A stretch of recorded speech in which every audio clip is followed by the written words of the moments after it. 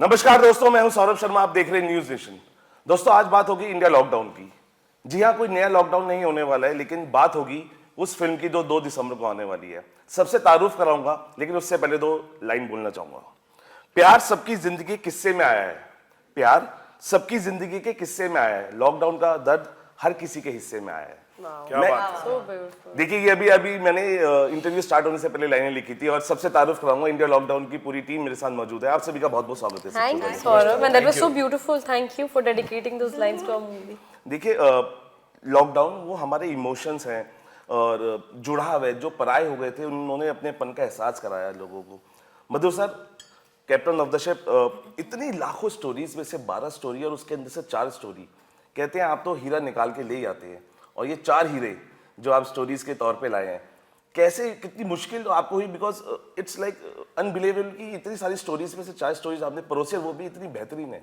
हाँ, बहुत मुश्किल था क्योंकि इसका चयन करना, क्योंकि इतनी स्टोरी केवल हिंदुस्तान में नहीं पूरे विश्व में हुआ था ये लॉकडाउन। और उस वक्त पे ऐसा था कि क्या ले क्या स्टोरी बोले नहीं, तो उसके बाद हमने जीरो डाउन की कुछ 12 स्टोरी हमने निकाले। लेकिन फिर मुझे एक पॉइंट पे ऐसा भी लगा कि इसको मैं सीरीज लेवल पे बनाऊंगा, वेब सीरीज। लेकिन फिर इतना टाइम नहीं था। फिर अप्रोच करो किसी OTT प्लेटफॉर्म को, फिर पता नहीं वहाँ से ओके होता है नहीं होता है। और सीरीज बनाना मैंने अपने आप में कि अगर एक सीजन भी आप बनाओगे, मैंने 3 फिल्म के बराबर है वो। तो मुझे लगा कि फिल्म ही बनाते। और हम लोगों ने फिर 12 से 8, 8 से 7 ऐसे करके 5 और 4 के बीच में अटके थे राइटरों के साथ। फिर हमने बोला 4 स्टोरी रखेंगे ताकि हम जस्टिस देवे हर कैरेक्टर को, हर व्यक्ति को जो पिक्चर में है बोल के। तो 4 स्टोरी हमने इसको चयन किया, जिसमें आना कुमरा पायलट प्ले कर रही है और श्वेता बासु सेक्स वर्कर है कमाटीपुरा मुंबई में, रेड लाइट एरिया में। प्रतीक बब्बर और साई तमनकर जो माइग्रेंट वर्कर जो मुंबई में रह रहे हैं और किस तरह से वो चाहते कि वो अपने गांव पहुंचे बोल के। और प्रकाश बेलवाड़ी जी जो का किरदार है, जो एक बुजुर्ग इंसान है, घर में है, उनकी बेटी प्रेग्नेंट है ऋषिता भट्ट, और वो हैदराबाद पहुंचना चाहते हैं। तो ये 4 स्टोरी अलग अलग स्ट्रेटा की है। 2 अपार्टमेंट्स में रहते हैं आना कुमरा और प्रकाश बेलवाड़ी जी, और 2 है जो बहुत ही गरीब स्तर पे, जैसे कहा रोड से चल के जा रहे हैं, वो प्रतीक जी का कैरेक्टर है, और श्वेता का कैरेक्टर जो कामाटीपुरा एक चाल जैसे एरिया में रहते हैं। और उन 4 से कनेक्टेड ये स्टोरी है। और हमने कोशिश यही की कि स्टार्टिंग के 15-20 दिनों में क्या हुआ था लॉकडाउन के दौरान, किस तरह से लोग जूझे थे, किस तरह से लोग लड़ रहे थे, किस तरह से हालत ख़राब थी, परिस्थिति बहुत ख़राब थी सबकी। तो वही कैप्चर करने की हमने कोशिश की और लोगों को दिखाने की कोशिश की कि लॉकडाउन में उस वक्त क्या हुआ था, ह्यूमन स्पिरिट का, ह्यूमन जो अपने टर्मोइल से गया था उसके बारे में। बिल्कुल, आप सभी में से वाकिफ होंगे, मधुर भंडारकर को सब जानते हैं डायरेक्टर, मैं जानता हूँ जादूगर, क्योंकि जो स्क्रिप्ट को छूते हैं वो सोना और किरदार को अमर कर जाते हैं। और ऐसे ही किरदार आपके दिखाई दे रहे हैं और ये हमेशा से अमर हो जाएंगे। इसलिए आपके किरदार को जिस तरीके से मैंने ट्रेलर्स में देखा अभी, आप सभी इतने डिफरेंट लग रहे थे। और खैर, आना के एक किरदार था एक्सीडेंटेड प्राइम मिनिस्टर, जिसमें प्रियंका गांधी बनी थी, और इसमें भी आप बिल्कुल अलग रहे, पहचानना बड़ा मुश्किल हो रहा है, curly hairs and all like. तो कैसे आप अपने किरदारों में इतना ढल जाते हैं? और आपसे हमेशा डायरेक्टर यही कहते हैं कि आप नहीं लगने चाहिए, आप हमेशा बदल के आने चाहिए। हाँ, करेक्ट है, वही बोला जी, करेक्ट है। आना इतना काम करी थी तो मैंने बोला अलग लुक होना चाहिए, बड़ी टैलेंटेड है, इससे बहुत काम कर रही है। अपने इस किरदार पे क्योंकि जब भी आप एक समक्ष हमारे सामने आते हैं, बिल्कुल एक अलग पहचानना मुश्किल होता है, और ये सबसे बड़ी जीत होती है किरदार की। Absolutely.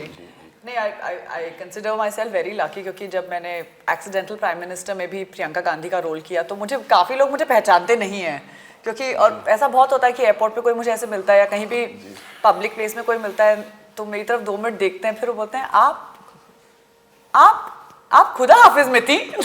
तो वो ऐसे काफ़ी होता है। I feel very lucky because बहुत अलग अलग रोल्स मिले हैं। हिजाब पहनने का मौका मिला है खुदा हाफिज में, सर की फिल्म में एक पूरा ही अलग लुक करने का एक मौका मिला। तो जब मैं सर से पहली बार उन्होंने कहा कि तुम बहुत काम करती हो, मैंने कहा सर मैं बहुत काम कहाँ कर रही हूँ। उन्होंने कहा नहीं, मुझे हाना कुमरा नहीं देखनी है, मुझे एक मून एल्विस जो मेरा कैरेक्टर है, मुझे मून देखनी है, तो प्लीज़ चाहे। And I think what is incredible is that उन्होंने मुझे मेरा कैरेक्टर डिज़ाइन करने का मौका दिया, जो बहुत कम डायरेक्टर्स देते हैं, क्योंकि एक डायरेक्टर्स के पास एक डेजिग्नेटेड एक लुक होता है। क्योंकि जब मैं बेताल भी कर रही थी तो मेरे I was playing an acid attack survivor, तो ये पूरा एरिया मेरा फेस का उसमें प्रोस्थेटिक्स था, तो पूरा ये जला हुआ था।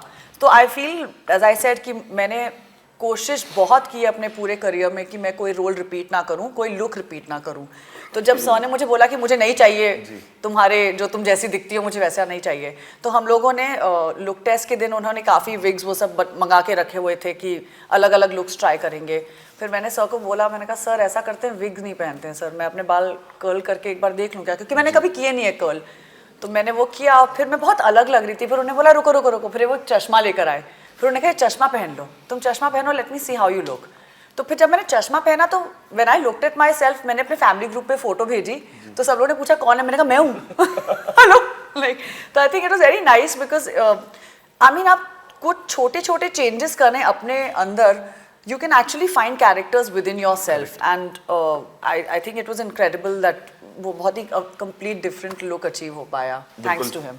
बिल्कुल, मैंने कहा ना कि किरदार को अमर कर देते हैं, जी, और वही अब ये आप सालों साल याद रखेंगे इस बिल्कुल, किरदार। बिल्कुल। श्वेता, कमाटीपुरा क्योंकि एक जगह है और लॉकडाउन के वक्त भी उस एरिया को या उन लोगों को कहीं ना कहीं बात नहीं हुई होगी, लेकिन सन ने जिस तरीके से उसको पेश किया एक कहानी के तौर पे, उनकी बातें हो रही है, उनका दर्द भी समझ आएगा, उनकी बातें, क्योंकि आप वहाँ पे गए भी और उनको समझा, तो आपको क्या लगा कि सबसे ज़्यादा जो दर्द था उनका क्या था लॉकडाउन के टाइम पे?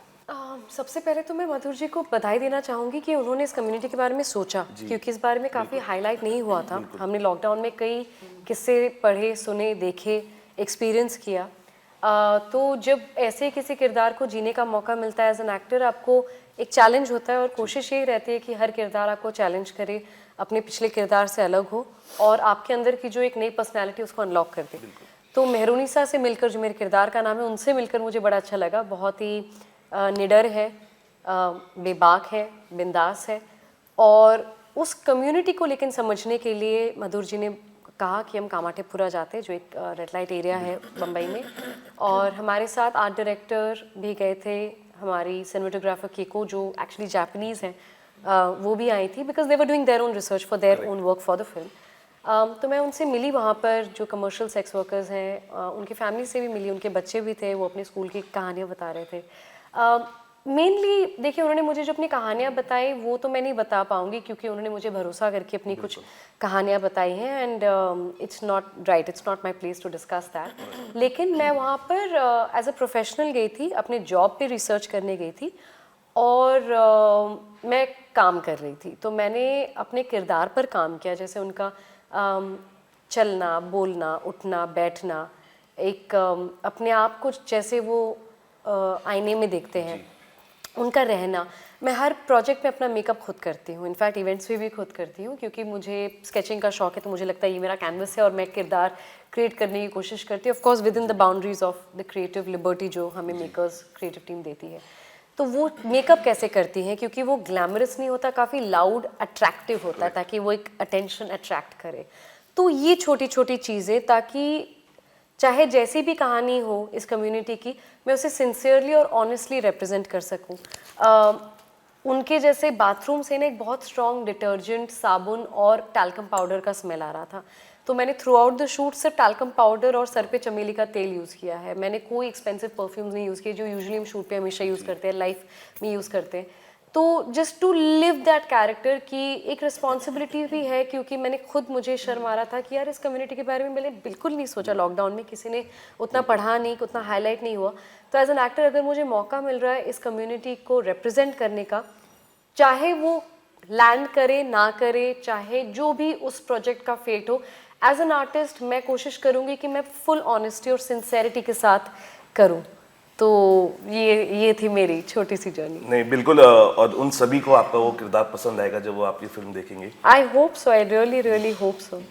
प्रतीक, जिस तरीके से आपका रॉ किरदार देखा है, मुझे लगता है कि मधुर सर से अच्छा कोई उसको दे नहीं सकता था आपको, और जिस तरीके से मशक्कत करनी पड़ी होगी, क्योंकि रॉ किरदार है, एक ऐसे वर्कर का है जो लॉकडाउन के उसमें माइग्रेन करता है। इस रॉ किरदार को आप कैसे देखते हैं, क्योंकि इसके अंदर वो हर चीज़ है, जमीन से जुड़ी खुशबू का है, चाहे वो दर्द का है, चाहे वो आप आपस में जुड़ाव माने, तो कैसे इस रॉ को आपने अपने लिए तैयार किया किरदार को? पहले तो मैं सर का शुक्रिया अदा करना चाहूँगा कि ये किरदार मुझे ऑफ़र किया। आई थिंक आपने बहुत सही कहा कि ये you know I think migrant worker की माइग्रेंट्स की कहानी हम जानते हैं, सिर्फ लॉकडाउन में नहीं। आई थिंक जनरली आज की तारीख में उनके स्ट्रगल्स अलग होते हैं, हमारे जैसे नहीं होते हैं। उनका स्ट्रगल है यार, मुझे अगला खाने को मील मिलेगा नहीं, खाने को मुझे भोजन मिलेगा नहीं, हमें भोजन हम दवाई के लिए मुझे पैसे होंगे या नहीं होंगे, ये सवाल होते हैं इनके। और ये आई थिंक हम कभी नहीं जान पाएंगे, इनकी कठिनाई, इनका स्ट्रगल कभी नहीं जान पाएंगे। और लॉकडाउन में तो क्या बताएं, जिस तरीके से हमने जो न्यूज़ पढ़ा, जो हमने टीवी पे देखा, ऑलमोस्ट हमें बिलीव नहीं हो रहा था कि ये ऐसी चीज़ें हो रही हैं लोगों के साथ। आई थिंक शूटिंग के दौरान जब हम ये सीन्स कर रहे थे, शूट कर रहे थे, मैं भगवान का शुक्रिया अदा कर रहा था हर पल कि मुझे ऐसी ज़िंदगी दी है जहाँ पे मुझे खाने के बारे में सोचना नहीं पड़ रहा है, सोने के बारे में सोने बिस्तर है सोने के लिए, कपड़े हैं पहनने के लिए। ये सब मुझे महसूस हुआ जब हमने सीन शूट किए। और मैंने आई थिंक रोज़ एक रिमाइंडर था कि हम कितने फॉर्चुनेट हैं। Absolutely. रोज़ रिमाइंडर था हम कितने प्रिविलेज्ड हैं और फॉर्चुनेट हैं। और ये लोग, इन लोगों का स्ट्रगल बहुत ही कठिन है। इनफैक्ट हमने रिसेंटली फिल्म पहली बार देखी एंड आई मस्ट कन्फेस, जो आपकी और सई की जो आपका ट्रैक है और आप लोग जब चल के जा रहे थे, आई constantly kept thinking about how many footwears I have. और हम ऐसे ये पसंद आ गया, ये फुटवेयर खरीद लेते हैं, ये शूज़ और वो कर लेते हैं, और कई बार हम सोचते नहीं है कि somebody walked miles प्लास्टिक के बॉटल फ्लैट करके चल रहे हैं। and that really, I mean, I was watching that scene and I'm like, oh my god, इतनी छोटी छोटी चीज़ें जो मायने रखते हैं, हम कितना टेकन फॉर ग्रांटेड ले लेते हैं। जैसे अपने लव्ड वंस का जो प्रकाश जी का जो रोल है, यू नो, वो अपनी बेटी के साथ होना चाहते हैं, और हम कितनी बार अपने रिश्तों को, अपने चीज़ों को जो है उसे हम कितना टेकन फॉर ग्रांटेड कर लेते हैं। I think as artist we get to relive them, you know, we get to get under that skin, but I think it's great to have these stories because end of the day ये human spirit की कहानी है, survival की कहानी है। देखिए कहानी सुनना और उसको जीना है में बहुत फर्क है, और आपने वो सब जिया है और मधु सर ने मौका दिया है, और ये मौके देते रहते हैं। मैं क्या ना कि वो एक ऐसी चीज़ निकाल के लाते हैं खान में से जो कोई नहीं समझ पाता है, लेकिन वो पता नहीं उनकी नज़रें कैसे जाती हैं और वो कैसे उसको करते हैं। और लॉकडाउन के टाइम पे जब सब डिस्टर्ब थे, वो सबसे बेहतरीन कहानियां लिख रहे थे, चाहे वो बंटी बबली बाउंसर हो, चाहे आपकी इंडिया लॉकडाउन हो। ये इनकी महानता है इस चीज़ को। ना जब आप मूवी कर रहे थे, कहते हैं कि मेमोरीज रिवाइव होती हैं लॉकडाउन की, कि ऐसा भी हुआ था, ऐसा होना है। लेकिन एक बहुत अच्छी मेमोरी थी जब 21 दिन के बाद आप बाहर निकले थे, नेफ्यू को गले लगाया था। और वो देखिए, वो एक ऐसा था, ऐसा लग रहा था कि सदियों से हम पता नहीं कहाँ पे कैद हैं। और आकाश था लेकिन उड़ नहीं पा रहे थे, सड़कें थी चल नहीं पा रहे थे, और बहुत अजीब सी सिचुएशन थी। लेकिन उसमें अब जब आपने उसको जिया, अब एक पायलट के तौर पे कहते हैं ना कि पायलट इज फ्लाइंग, लेकिन उड़ने का मौका नहीं था। आप सोच रहे थे आकाश में, लेकिन उड़ते हुए सिर्फ पक्षी दिख रहे थे लॉकडाउन में। और इस किरदार को जब आपने पायलट के किरदार को निभाया, कहते हैं ना बहुत ग्लैमरस होते हैं, रुक नहीं पाते हैं, उड़ान है। इस किरदार को आपने कैसे किया? क्योंकि पायलट के किरदार को भी इस तरीके से लॉकडाउन के 4 कमरों के अंदर रखना, वो भी मधुर सर ही कर सकते हैं। मधुर सर के बहुत मित्र हैं ना पायलट्स। नहीं, मेरे तो हर क्षेत्र में दोस्त हैं, बहुत दोस्त हैं, हर क्षेत्र में दोस्त हैं। बट यही आई थिंक खासियत है मधुर सर की, कि ये वॉचमैन से लेकर, प्लम्बर से लेकर, माइग्रेंट वर्कर से लेकर, अगर आप इनकी फिल्मोग्राफी देखें तो ये बहुत ही एवरीडे कैरेक्टर्स के बारे में अपनी फिल्में बनाते हैं, चाहे वो पेज 3 हो जर्नलिस्ट्स पर, या कॉर्पोरेट हो, कॉर्पोरेट वर्ल्ड के बारे में। एंड आई थिंक कि ये रोज़मर्रा की ज़िंदगी में आप इन लोगों से मिलते हैं, आप इनसे इंटरेक्ट करते हैं, या आपको दिखते हैं, या तो फिर स्क्रीन पे दिखते हैं या कहीं दिखते हैं, लेकिन आपको इनकी लाइफ्स के बारे में कुछ पता नहीं होता है. So I think it's incredible that इन्होंने इस कैरेक्टर के थ्रू एक बहुत ही महत्वपूर्ण बात की है, जिसके बारे में मैं बोलना चाहूँगी, क्योंकि अकेला रहना और लोनलीनेस एक बहुत ही इंपॉर्टेंट कॉन्वर्सेशन बन गई. चलिए खैर, इंडिया में तो हम लोग अपने पूरे परिवार के साथ रहते हैं, तो आपके पास परिवार के साथ झगड़ना है, एक साथ खाना बनाना है, या बहुत चीज़ें एक साथ कर सकते हैं. काम आप डिवाइड कर सकते हैं कि सुनो तुम झाड़ू कर लो, तुम पोछा कर लो, तुम बर्तन कर लो, तुम खाना बना लो. तो ये सब भी हो रहा था. लेकिन अगर आप ग्लोबली देखें तो काफ़ी देशों में लोग अकेले रहते हैं, और एक सेंस ऑफ लोनलीनेस है जो लोग महसूस करते हैं. एंड ये मैंने देखा है कि जब मैं अब्रॉड जाती हूँ, इंडियंस का एक वो होता है कि they really warm up to you really quickly, you know. आपको वो मिलेंगे and they will be like, oh you know, इतना टाइम उनके पास होता है कि वो आपको जगहें घुमा रहे होते हैं. And you realise why, because as Indians I felt कि हम लोग के पास हम लोग एक कम्युनिटी में रहने के आदी हैं. हम लोग हमेशा से बड़े बड़े परिवारों के साथ रहे हैं, बहुत सारे मित्र हुए हैं. ये आपको यूरोप और बाकी देशों में कम देखने को मिलता है, क्योंकि वहाँ पर लोग अपना लोनली एग्जिस्टेंस जीते हैं. But I feel like loneliness एक बहुत ही इंपॉर्टेंट कॉन्वर्सेशन है, and that's exactly what my character feels, कि उसको कंपेनियनशिप की ज़रूरत पड़ती है, उसको you know she craves for that. And through her story you come to know कि एक लोनली एग्जिस्टेंस कितना बड़ा डिजीज़ हो सकता है. You know, so I think it's a very important conversation. I think it's a very globally like spoken language, and I'm glad कि अब इसके बारे में फिल्म भी बनी है और इसके बारे में हम बात भी कर रहे हैं. बिल्कुल. तीनों से मैं जानना चाहूँगा कि लॉकडाउन में किसी का कुछ ना कुछ बनाया, किसी का कुक बनाया, किसी को मेड बनाया. आप लोगों ने क्या एक्सपीरियंस किया? आपके अंदर का कौन सा कलाकार लॉकडाउन में बाहर निकल के आया? श्वेता के अंदर तो बहुत कलाकार निकले थे. श्वेता ने तो पेंटिंग भी की है, ऑक्शन भी किया, काफी कुछ. मैंने तो बस इतना सीखा कि झाड़ू पीछे से आगे लगती है, पोछा आगे से पीछे लगता है. प्रतीक भाई, आप? इतनी फिजिक्स थी. ज्यादा कुछ सीखा तो नहीं, बस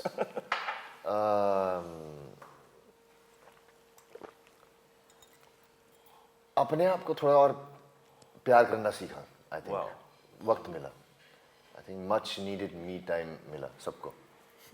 मधु सर, जिस तरीके से आप कहानियों को पेश करते हैं और सब आपसे यही पूछते हैं कि आप रियल कहानी इसको लाते हैं, लेकिन मैं आपको एक अलग एक्शन मूवीज बनाते हुए देखना चाहता हूँ, क्योंकि किस तरीके से आप पेश करेंगे उसको, कौन सा एक्शन होगा. मुझे पता है कि वो उड़ते हुए हवाई जहाज से नहीं कुदाएंगे आप किसी को, या गाड़ियां नहीं उड़ाएंगे, लेकिन वो कौन सा एक्शन के नहीं, मेरे पे है, दिमाग में है एक्शन पिक्चर बनानी मुझे, और मैं डेफिनेटली सोच रहा हूँ, और मैं जल्दी नहीं, मेरे पास है 2-3 थॉट है. देखिए, मैं आपको बताऊं, मैं चाहे जितनी सीरियस सिनेमा बनाऊं, लेकिन आपने जैसे कहा कि मैंने बबली बाउंसरी बनाई जो एंटरटेनर फिल्म थी. मैं पर्सनली तौर पे बहुत हर टाइप का सिनेमा देखता हूँ. मुझे ऐसा बिल्कुल नहीं है कि अगर मैं सीरियस सिनेमा बना तो मैं सीरियस सिनेमा देखूंगा, बिल्कुल नहीं है. बिल्कुल सीरियस नहीं. मैं एग्जैक्टली मैं रजनीकांत की फिल्म जाके देखता हूँ, सीटी मारता हूँ, ताली मारता हूँ, मुझे अच्छा लगता है. मैं हमारे गेटी गैलेक्सी जो थिएटर है, मास थिएटर है, वहाँ पे जाके मैं जितनी फिल्में होती जो बड़े स्केल की होती है, एक्शन फिल्म होती है, मुझे अच्छा लगता है देखने के लिए.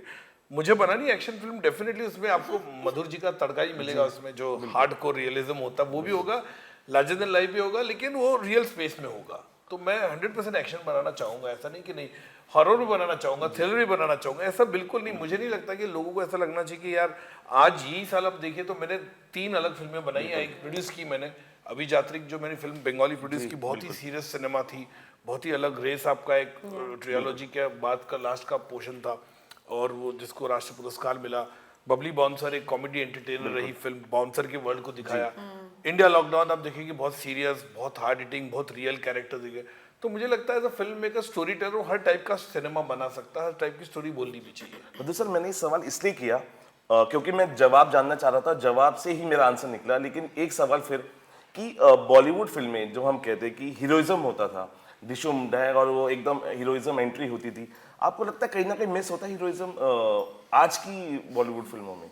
जो मुझे लगता है कि आप उसको दौर को वापस लाएंगे जब आप एक्शन लाएंगे. क्यों चाहिए आपको हीरोइज्म?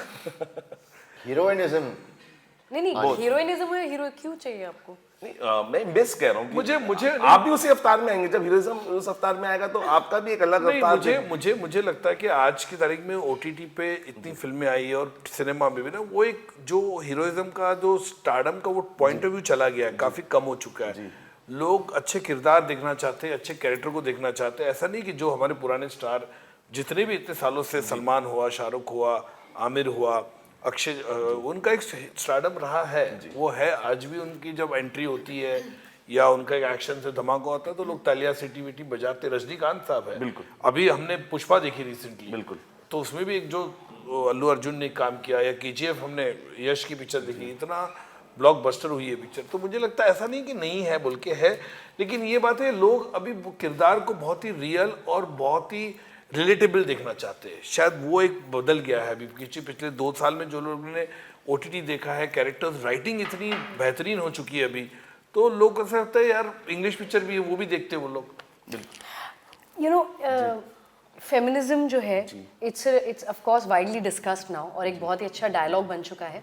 मेरे पास कई फिल्में आती हैं और लोग कहते हैं कि ये ना फेमिनिस्ट टॉपिक पर है, इट्स अबाउट विमेन एम्पावरमेंट।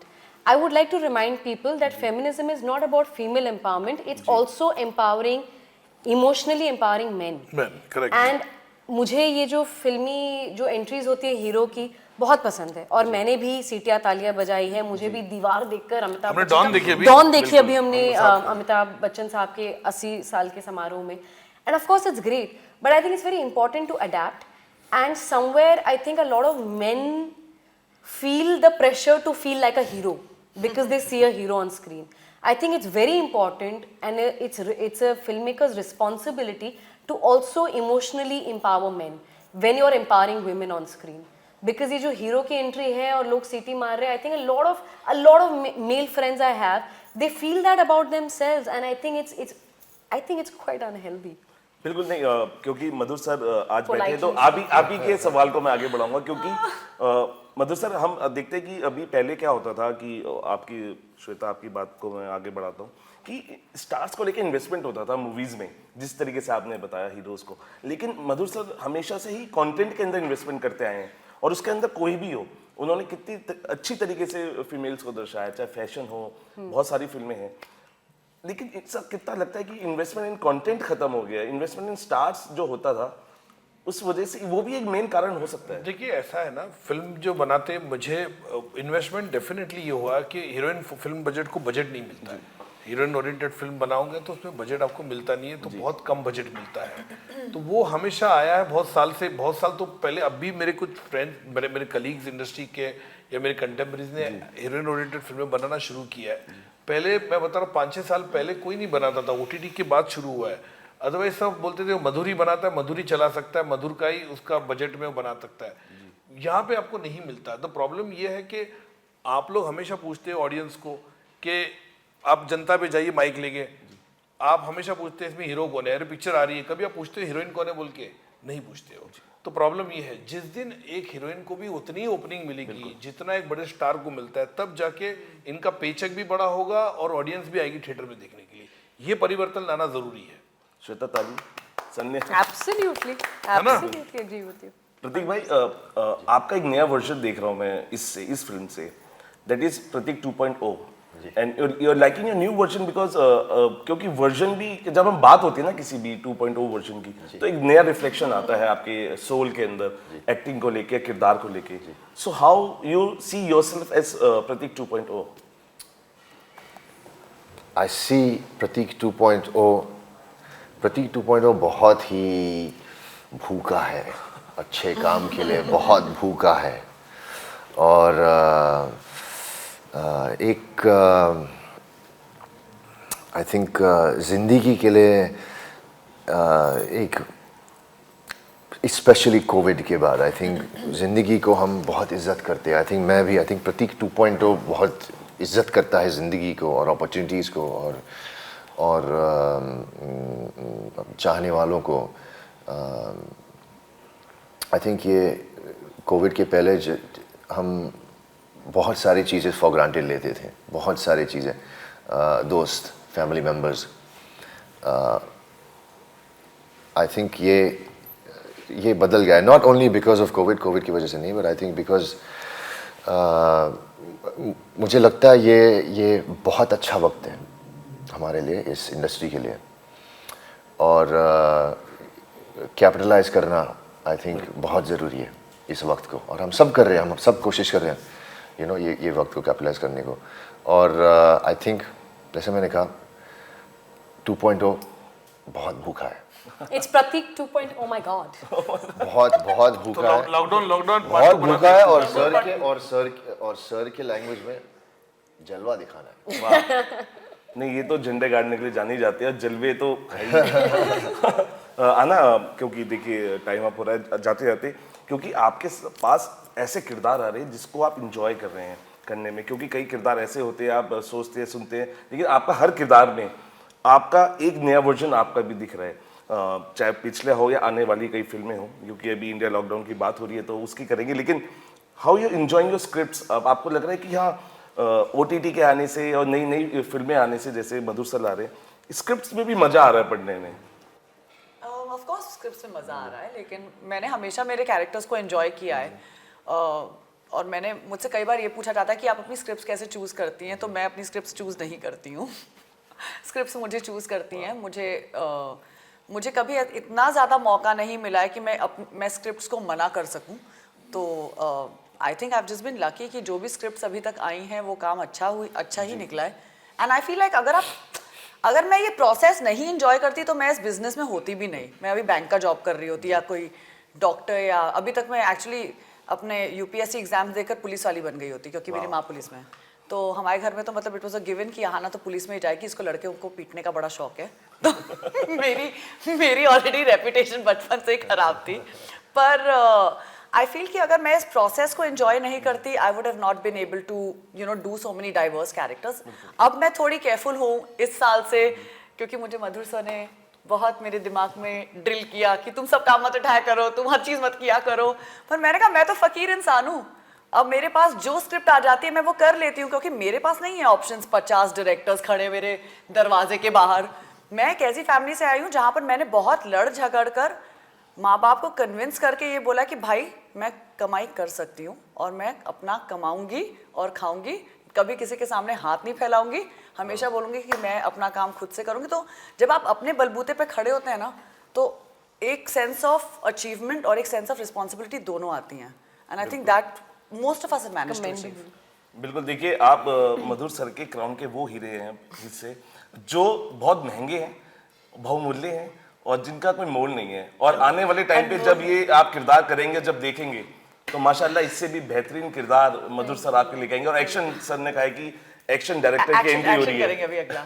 तो उसके लिए देखिए जाते जाते एक लाइन और 4 अल्फाज लिखे थे मैंने इस लॉकडाउन के। बोलिए। और इस एक मुद्दत बीत गई, हमने तुमको देखा नहीं, एक इंडिया लॉकडाउन पे लिखा था मैंने। लॉकडाउन ने एहसास दिला दिया कोई तुम जैसा नहीं। क्या बात है। और देखिए ये इसलिए इम्पोर्टेंट होता है जब भी लॉकडाउन की बात होती है, झकझोर के रख देती है, गूज बम्स आने लगते हैं। लेकिन लाइट हार्टेड कहानीज भी बहुत जरूरी है जो आपके जहन में रहनी चाहिए, आपको समझनी चाहिए, आपको देखनी चाहिए, क्योंकि वो कहानी है जिन पे कभी नजर ही नहीं गई। पायलट के लिए किसी ने सोचा क्या कर रहा होगा, सेक्स वर्कर्स के लिए नहीं सोचा, और एक माइग्रेंट वर्कर्स जिन्होंने इतनी लाखों किलोमीटर उन्होंने चले हैं, पैदल चले, हजारों मीटर तक साइकिल चलाई है। ये वो 4 कहानियां हैं जो मधुर सर आपके सामने लेके आए। और मैं यही कहना चाहूँगा sir, thank you for such stories. और ये क्योंकि ये इसके लिए भी हिम्मत चाहिए, लेकिन लव स्टोरीज बना के चीज़ों को समक्ष पेश करना इज वेरी इजी। लेकिन ऐसी कहानियाँ जब आती हैं तो उस पर सिर्फ एक ही चीज़ होती है, ऑडियंस उठती है, तालियां बजाती है, और हम भी बजाते हैं सर के लिए। फिलहाल अभी के लिए इतना ही। आप देखते रहिए न्यूज़ नेशन।